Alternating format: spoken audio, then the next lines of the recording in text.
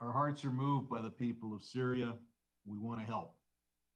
Talked to a number of Syrian American activists who have focused on Human Rights Watch, and they have some concerns because the Syrian government has developed a policy and a legal framework that allows it to co-opt humanitarian assistance and use it to fund its own atrocities, to advance its interests, to punish those who it perceives as its opponents, and to benefit its loyalists. The government's regular restrictions on access of humanitarian organizations to communities that are in need gives the government more control, allows the government to steal aid and sell it and siphon it off. Dr. Khatib, how can the U.S. reduce Assad's leverage over humanitarian assistance, particularly in Idlib? I've been aware that a number of U.S.-based 501c3 organizations, charities, are already working on the ground in Syria, and I wonder whether they would be conduits for our humanitarian assistance that can help the people without going through Assad. Thank you very much. As mentioned by my colleague, Ms. Caffarella earlier, there is a way to work directly with organizations through Turkey, organizations that are Syrian or international that are not the UN. But at the same time, I think the US should hold the UN accountable. The Assad regime does not only have pressure over where the UN directs its aid, sometimes the Assad regime even influences recruitment within UN agencies in Syria, so that the people responsible are selected by the Syrian regime. And the regime basically sometimes refuses to give UN staff permits to work in Syria if it does not approve of their presence and work. And therefore, I think when it comes to aid, there's two separate tracks. One is working on a micro level and sometimes several steps removed to get aid to cross through Turkey into Syria. But at the same time, the issue of UN accountability is very important. Thank you. Moving toward the UN and accountability, UN Security Council Resolution 2254 remains the cornerstone of the political process in Syria. Under its authority, the UN has established the Syrian Constitutional Committee in 2019. We hope that's a step forward. It includes Syrian civil society groups, opposition groups, government officials, neutral legal observers. But the Assad regime has essentially ignored and obstructed the UN process and likely believes that it's in power.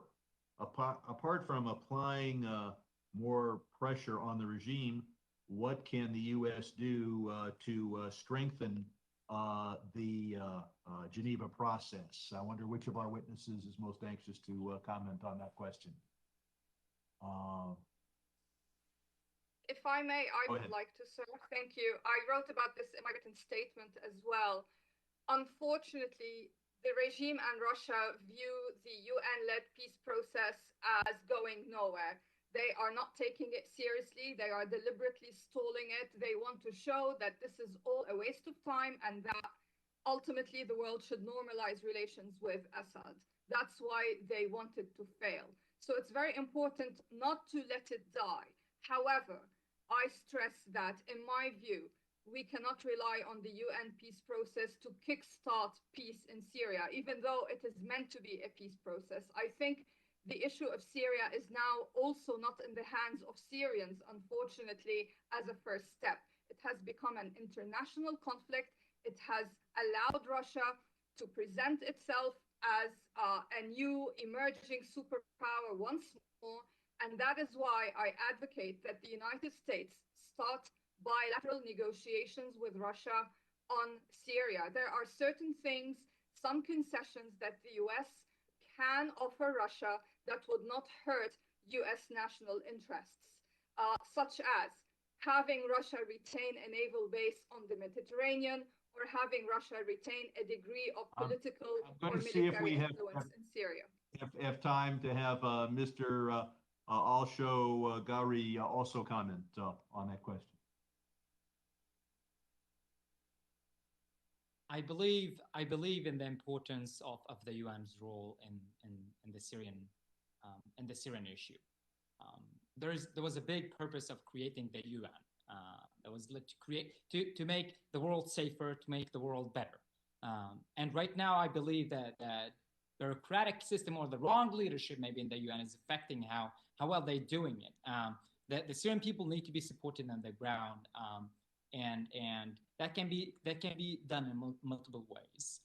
Now we notice that the aid going from the UN through the Syrian regime,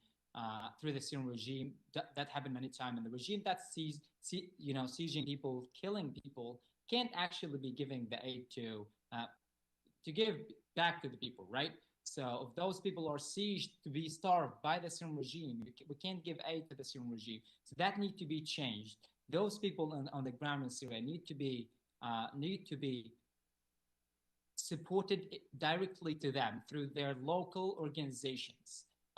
Thank you for that. And I wonder if I have faced some technical issues. I did not hear. Okay, I do want to, my time is expiring, and I just want to add one final comment, and that is we have to remember that the Assad regime exists because Iran supported it, particularly at the beginning of this conflict.